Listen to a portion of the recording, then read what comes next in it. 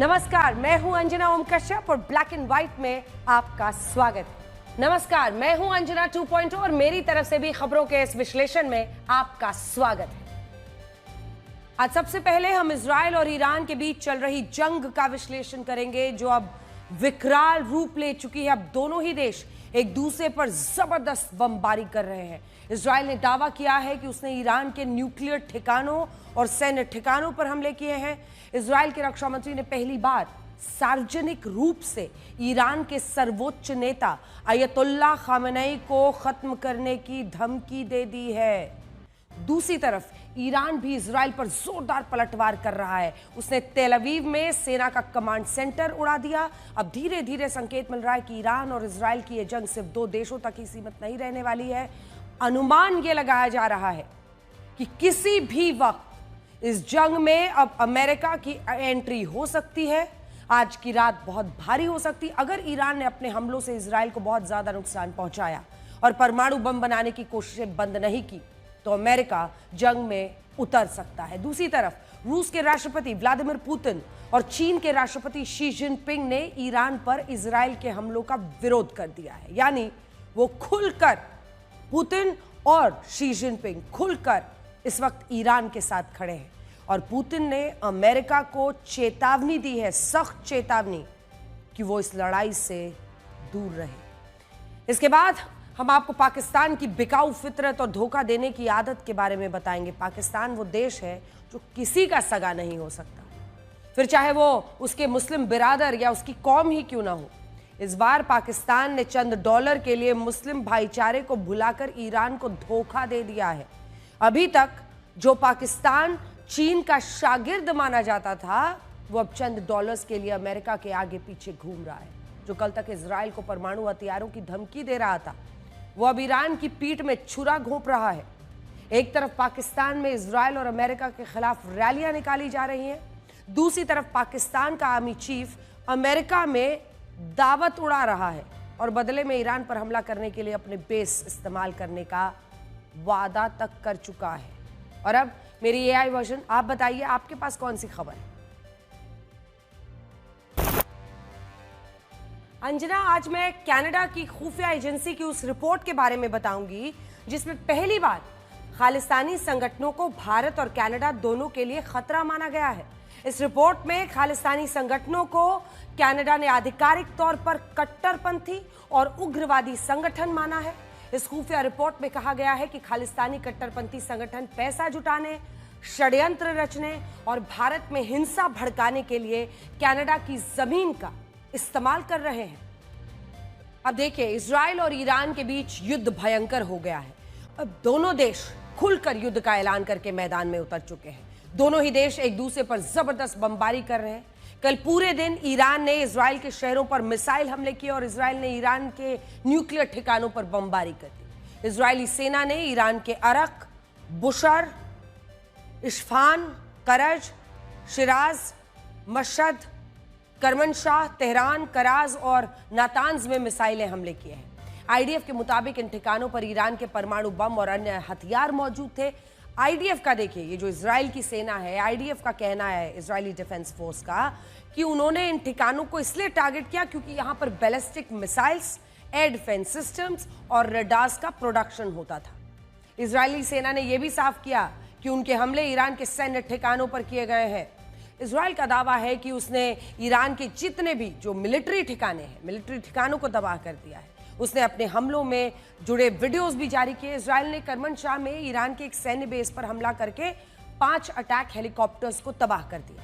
Israel के 60 fighter jets ने रात में ईरान के 12 से ज्यादा सैन्य ठिकानों को निशाना बनाया है।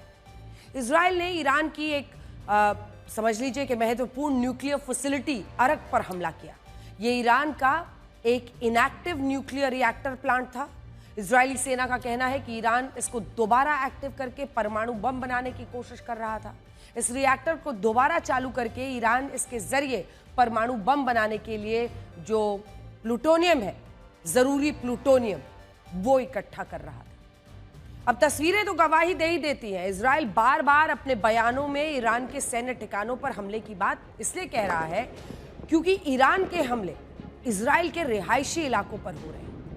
इजराइल इन हमलों को वॉर क्राइम बताकर पूरी दुनिया को ईरान के खिलाफ बनाने की स्ट्रैटेजी पर काम कर रहा है। और इसकी वजह यह है कि कल ईरान ने इजराइल पर अब तक के सबसे बड़े हमले किए। रातों रात ऐसा लगा जैसे इजराइल के आसमान में गोला बारूद बरस रहा हो।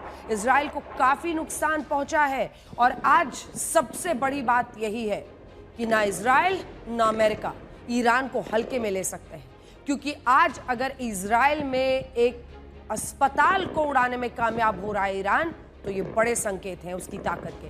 सोशल मीडिया पर ईरान की एक मिसाइल की बहुत चर्चा हो रही है। इसकी इन तस्वीरों ने सबको हैरान कर दिया है। ये मिसाइल ईरान की तरफ से फायर की गई थी। आसमान में ये मिसाइल किसी धूमकेतु की तरह नजर आ रही है। ये देखिए, ये जो शेप है उसका। आपको बता दें कि ईरान की एक घातक मिसाइल है जिसका नाम है सेज्जिल। ईरान ने कल पहली बार सेज्जिल बैलिस्टिक मिसाइल से हमला कर दिया है। ये ईरान की न्यू जनरेशन मिसाइल है जिसका इस्तेमाल अभी तक नहीं किया गया था। ईरान की सेज्जिल मिसाइल न्यू जनरेशन की बैलिस्टिक मिसाइल है जो 700 किलो तक बारूद ले जा सकती है। ये मिसाइल 6000 किलोमीटर प्रति घंटे की रफ्तार से हमला करती है। रेंज 2000 किलोमीटर, यानी ईरान इस मिसाइल से 10 मिनट में इजराइल के किसी भी टारगेट पर हमला कर सकता है। इस तरह की मिसाइलों से हुए हमले कल इजराइल को काफी नुकसान झेलना पड़ा है। इजराइल के आयरन डोम ने लगभग 90% मिसाइल हमलों को तो नाकाम कर दिया, लेकिन ईरान की कुछ मिसाइलों ने इजराइल को बड़ा नुकसान पहुंचाया। ईरान ने सुबह सुबह इजराइल पर 30 बैलिस्टिक मिसाइलों से हमला कर दिया है। इन हमलों में इजराइल बेयरशेबा में सोरोका अस्पताल को बहुत नुकसान पहुंचा है। उसकी तस्वीरें जो अब भी आ रही हैं वो लोगों को हैरान कर रही है। इसके अलावा देखिए, तेल अवीव हो, यरूशलेम, रामतगन, होलोन, इन तमाम जगहों पर मिसाइली हमले हुए हैं। ये आपको पूरा का पूरा इजराइल दिख रहा है जहां पर ये हमले हुए। ईरान के हमलों के बाद तेल अवीव में ही करीब 6 धमाके सुने गए। दावा किया गया कि इन हमलों में रिहायशी इमारतों को टारगेट किया गया था। ईरान की मिसाइलों के टारगेट पर इजराइल की स्टॉक एक्सचेंज बिल्डिंग भी थी। ये तस्वीरें उसी स्टॉक एक्सचेंज बिल्डिंग की है।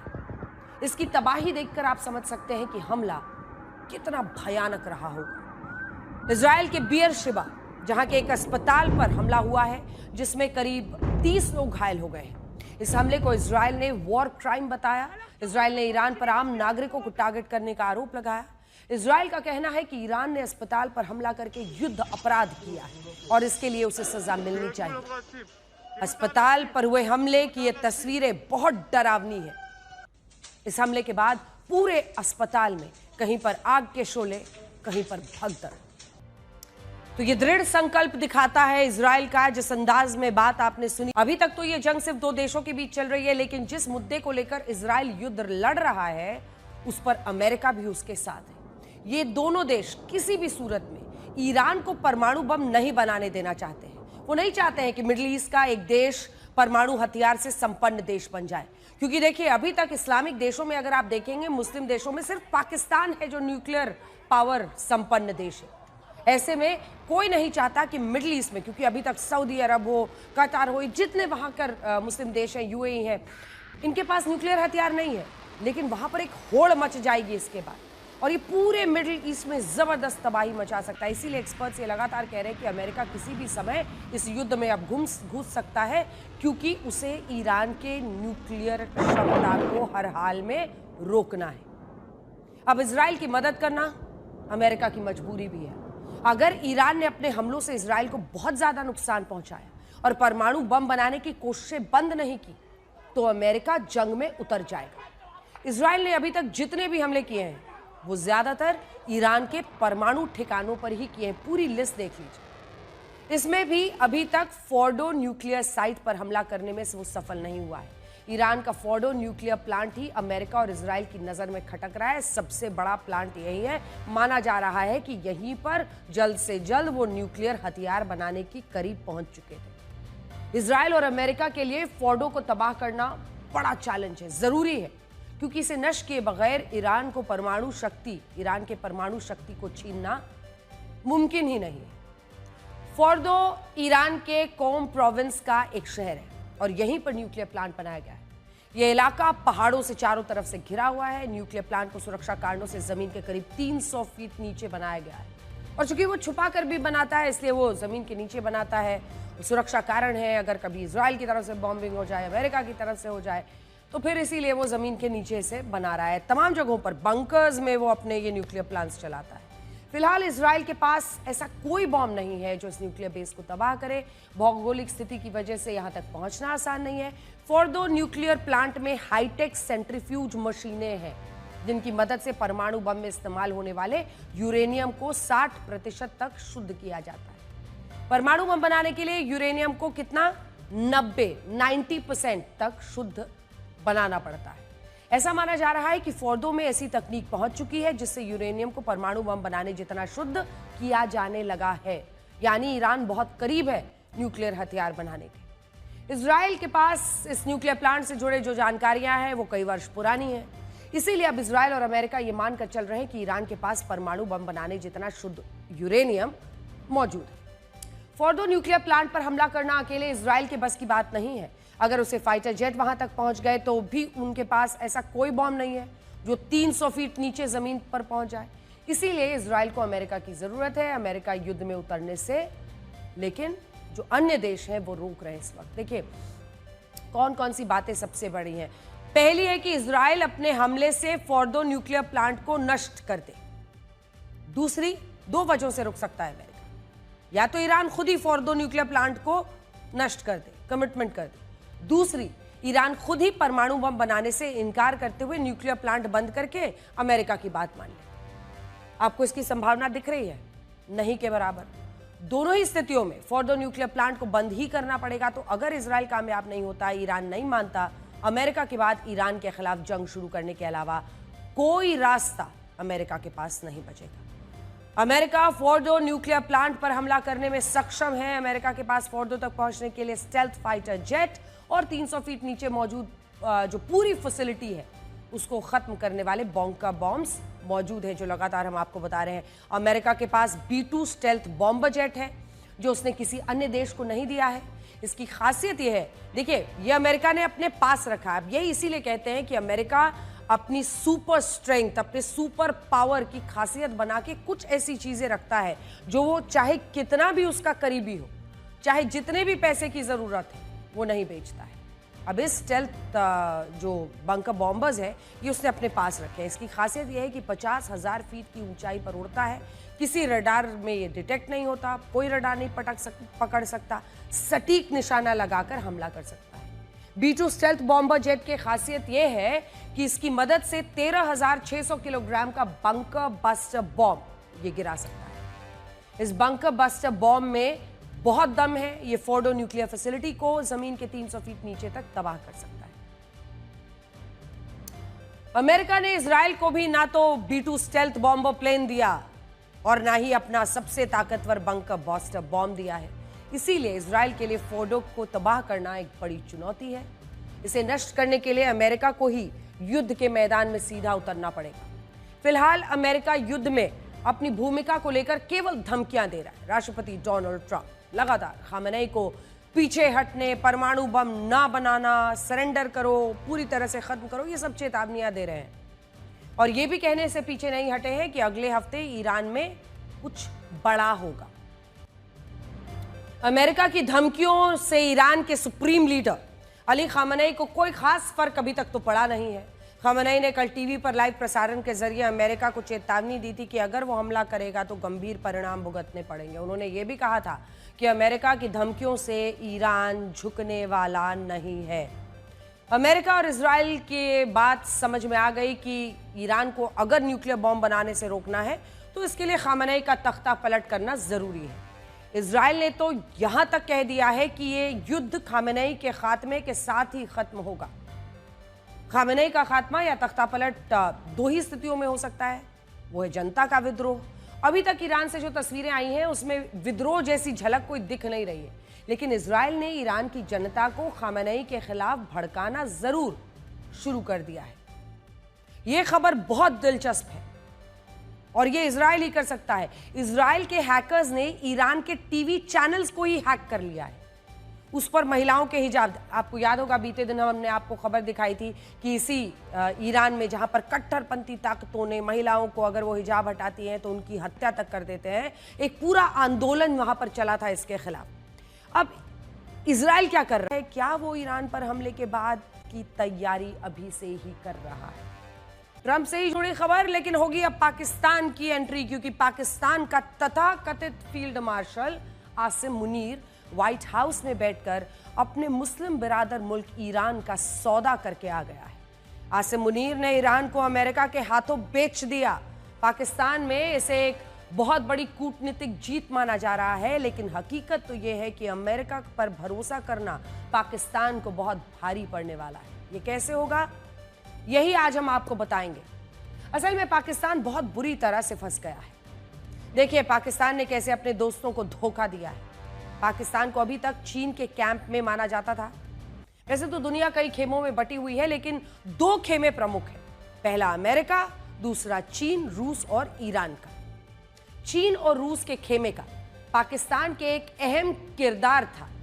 अमेरिका के खेमे में इजराइल तो है ही, और इजराइल को पाकिस्तान को अपना बहुत बड़ा दुश्मन मानता है। लेकिन चंद डॉलर्स के लिए पाकिस्तान ने चीन को धोखा दे दिया, अपने मुस्लिम बरादर को धोखा दे दिया, उस चीन को धोखा दिया जिसका पाकिस्तान में अरबों डॉलर का निवेश है, जो पाकिस्तान में CPEC बना रहा है। पाकिस्तान ने उस ईरान को भी धोखा दिया है जो उसका मुस्लिम बिरादर है, जिसके लिए उसके रक्षा मंत्री कुछ दिनों पहले तक परमाणु हथियार तक की धमकी इजराइल को दे रहे थे। लेकिन यही पाकिस्तान का चरित्र है। थोड़े से डॉलर फेंको और पाकिस्तान तुरंत अमेरिका के पास जाकर बैठ जाता है। लेकिन आसिम मुनीर ने ट्रंप के साथ लंच करके सिर्फ अपने कूटनीतिक दोस्तों को ही धोखा नहीं दिया है, बल्कि उसने पाकिस्तान की जनता की पीठ पर एक बहुत बड़ा खंजर घोंप दिया है। क्योंकि पाकिस्तान में ईरान पर इजराइल के हमले के खिलाफ ऐसी रैलियां निकल रही हैं। ये तस्वीरें हम आपको दिखा रहे हैं, ये तो 2 दिन पहले की तस्वीर है जब पूरे पाकिस्तान में इजराइल और अमेरिका के खिलाफ ऐसी रैलियां निकली थी, खूब नारेबाजी हुई थी, इजराइल के खिलाफ नफरत फैलाई जा रही थी, यहूदियों के खिलाफ जेनोसाइड की बात हो रही थी। अब अगर इन पाकिस्तानियों को ये पता चला, उनको देखा ही होगा जनरल तो ईरान का सौदा ही कराया है, अब ये लोग कितना भड़केंगे आसिम मुनीर पर। वैसे भी आसिम मुनीर जब अमेरिका पहुंचा वहां पर शेम करके उसको पाकिस्तानी खदेड़ रहे थे। हम ऐसा इसलिए कह रहे हैं क्योंकि खबर मिली है कि डोनाल्ड ट्रंप ने आसिम मुनीर से पाकिस्तान के बेस मांगे।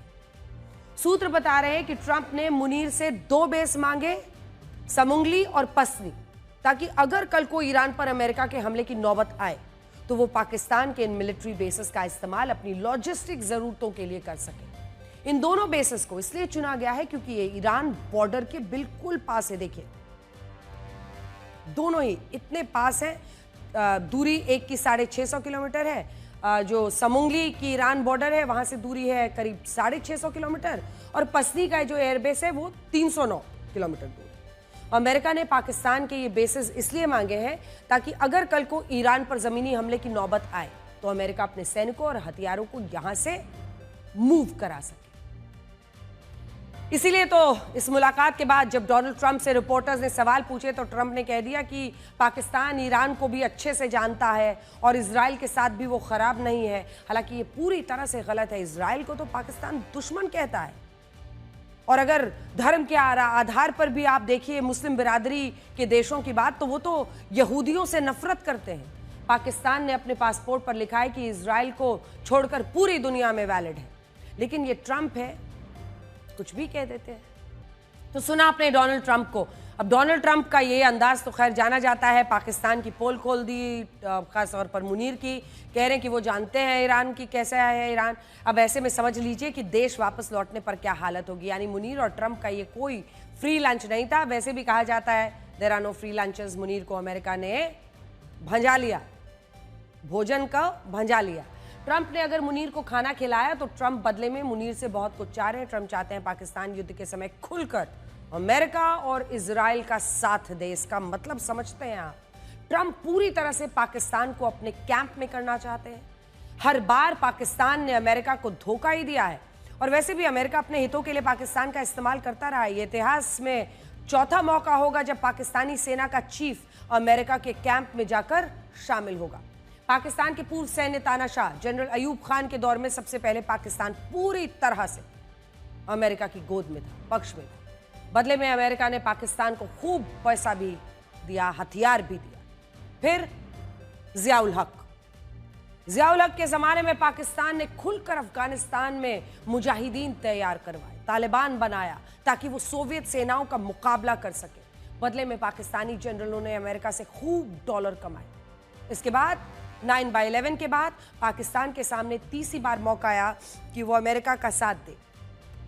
अमेरिका ने वॉर ऑन टेरर के नाम पर पाकिस्तान को फिर हथियार दिए, पैसे दिए, पाकिस्तानी सेना ने अपने ही लोगों पर बम बरसाए। अब चौथी बार पाकिस्तान की आर्मी अमेरिका के लिए अपने लोगों को धोखा देने जा रही है। और हम ऐसा क्यों कह रहे हैं? मुनीर ने अमेरिका के कैंप में जाकर पाकिस्तान को फंसा दिया है, ये समझ लीजिए। देखिए, असल में जब भी पाकिस्तान की फौज ने ऐसा कुछ भी किया है, इसके बाद से इस पूरे इलाके में डिस्टेबलाइजेशन, अस्थिरता बढ़ी है। कैसे? देखिए, जब पाकिस्तान की फौज ने तालिबान बनाया, कहते हैं ना आज पाकिस्तानी नेता कि हमें इस्तेमाल किया आतंकी बनाने के लिए। तालिबान बनाया पाकिस्तान ने, अमेरिका के पैसों से वहाँ मुजाहिदीन तैयार किए, जो उन मुजाहिदीनों ने सोवियत सेनाओं से प्रॉक्सी वॉर की। और जब सोवियत अफगानिस्तान से गए तो फिर वही मुजाहिदीन आतंकवाद फैलाने के लिए कश्मीर में भी आ गए। इन्हीं मुजाहिदीनों ने से बहुत से आतंकी संगठन बने, यहीं से उसामा बिन लादेन भी निकला है। इसी तरह से अमेरिका के कहने पर मुशर्रफ ने वॉर ऑन टेरर किया था और अपने ही अफगानिस्तान बॉर्डर पर अपने ही लोगों पर बम बरसाए। अमेरिका ने बिन लादेन को खोजने के लिए सबको आतंकी घोषित कर दिया था। पाकिस्तान को पैसे और हथियार चाहिए, अमेरिका ने दिए। अब यही संगठन पाकिस्तान की सेनाओं पर नॉर्थ वजीरिस्तान के जो इलाके हैं वहां पर हमले कर रहे हैं। अब ये पूरी स्ट्रैटेजी समझिए, ये जितने जनरल हैं, ये जो वर्दी है, ये जो नोट, जो रुपया, जो हथियार है, ये सब अमेरिका का है। इसीलिए तो हम कह रहे हैं कि पाकिस्तान इस वक्त फंस गया है, क्योंकि जंग इधर हो रही है। पाकिस्तान पूरी तरह से जिहादी मानसिकता वाला मुल्क है। वहां नेता से लेकर अभिनेता तक, आम आदमी से लेकर फौज, आप देखेंगे ज्यादा से ज्यादा लोग ऐसा मानते हैं कि अगर जिहाद हो रहा है तो उसके लिए एक जायज वजह है। पाकिस्तान लगातार इजराइल के हमलों का विरोध करता रहा है। वो हमास के समर्थक है, वो आतंकवाद के समर्थक हैं, वो ईरान के समर्थक है। ऐसे में जब अमेरिका उनसे ये डिमांड कर रहा है, मतलब ईरान खामेनेई को मारने की बात इजराइल अमेरिका की तरफ से आ रही है, और ऐसे वक्त पर अपने मुस्लिम बिरादर को छोड़कर अमेरिका की डोनाल्ड ट्रंप की गोद में जाकर आसिम मुनीर बैठ रहा है। ईरान के बजाय इजराइल का साथ दें और पाकिस्तानी तैयार इसके लिए हो जाएं तो इसके आफ्टर इफेक्ट्स तो होंगे मुनीर पर। वैसे आसिम मुनीर और ट्रंप की मुलाकात से एक बात और साफ हो गई कि पाकिस्तान में असली सत्ता मुनीर की ही हाथ में। इसीलिए तो ट्रंप से मिलने के लिए मुनीर को बुलाया। शहबाज शरीफ वहाँ झुंझुना लेकर बैठे रहे। उन्हें बूट पॉलिश पीएम कह दीजिए तो बहुत ही नाराज हो जाते हैं, लेकिन यही उनकी हकीकत है, क्योंकि वो आसिम मुनीर के जूतों पर बूट पॉलिश लगाते हैं। इससे भी हैरानी नहीं होती कि इस मुलाकात में क्या होने जा रहा है, मुनीर क्या बात करेंगे, इसकी जानकारी पाकिस्तान के रक्षा मंत्री को भी नहीं है। ख्वाजा आसिफ, आपने सुना होगा हाल के दिनों में इंटरनेशनल बेइज्जती पाकिस्तान की खूब कराई है। अब ये ख्वाजा आसिफ भारत के खिलाफ बड़ी बड़ी धमकी देते हैं, लेकिन उन्हें इस बारे में कोई जानकारी नहीं कि अमेरिका में जाकर मुनीर क्या बात कर रहे हैं। चुनी हुई सरकार, रक्षा मंत्री, इन लोगों को कुछ पता नहीं। यही ख्वाजा आसिफ 4 दिन पहले पाकिस्तान की संसद में ईरान से बड़े बड़े वादे कर रहे थे, कह रहे थे कि इजराइल ईरान के खिलाफ बहुत बुरा कर रहा है। अब देखिए कैसे पाकिस्तान का सुर बदला है। सुनिए ख्वाजा आसिफ ने 4 दिन पहले क्या कहा था। अपने बेस के इस्तेमाल की शायद बात चलेगी। उन्हें अच्छा अच्छा कहते रहिए और ट्रंप खुश रहते हैं, और पाकिस्तानी तो इसमें बहुत माहिर है। उन्हें पता है कि ट्रंप की तारीफ करके कैसे डॉलर भी हासिल करने हैं और एजेंडा भी सेट करना है, यानी कुछ भी फ्री नहीं। इजराइल ईरान युद्ध पर अमेरिकी राष्ट्रपति डोनाल्ड ट्रंप जाल बिछाते जरूर दिख रहे हैं, लेकिन आज रूस और चीन ने खुलकर ईरान को अपना समर्थन दे दिया है। यह बात बहुत बड़ी है, क्योंकि अब खुलकर विश्व में खेमेबाजी हो रही है। रूस के राष्ट्रपति व्लादिमीर पुतिन और चीन के राष्ट्रपति शी जिनपिंग के बीच आज फोन पर बात हुई। बातचीत के बाद रूस और चीन दोनों के बयानों में साफ तौर पर इजराइल से युद्ध रोकने को कहा गया है। दोनों इजराइल और अमेरिका के खिलाफ खुलकर सामने आए हैं। वो ईरान के पक्ष में है। पुतिन के साथ बातचीत में शी जिनपिंग ने कहा कि मिडिल ईस्ट में संघर्ष को रोकने के लिए फौरन सीज फायर जरूरी है। ताकत का इस्तेमाल अंतर्राष्ट्रीय विवादों को हल करने का सही तरीका नहीं है। पुतिन और शी जिनपिंग दोनों ने ईरान पर इजरायली हमलों की कड़ी निंदा की है। राष्ट्रपति पुतिन और राष्ट्रपति शी जिनपिंग ने मिडिल ईस्ट के इस युद्ध में ऐसा स्टैंड तब लिया जब राष्ट्रपति ट्रंप पुतिन को इस युद्ध से दूर रहने की नसीहत दे चुके हैं। राष्ट्रपति पुतिन ने ईरान के सुप्रीम लीडर अयतुल्ला अल खमैनी को खत्म करने के इजरायली इरादे पर पूछे गए सवाल पर जवाब देने से इनकार किया। It's another one, you know, Russia, Ukraine is so stupid. Would have never happened if I was president. You guys agree with that, right? Would have never happened if I was president. Putin would have never done it. And I spoke to him yesterday and I said, you know, he actually offered to help mediate. I said, do me a favor. Mediate your own. Let's mediate Russia first, okay? I said, Vladimir, let's mediate Russia first. You can worry about this later. But I think that's going to work out too, but it's so many people have been killed. The big thing with that one is far more people are dead than have been reported in the Ukraine, Russia. Many, many more people. A building falls down, they say nobody was hurt, you know.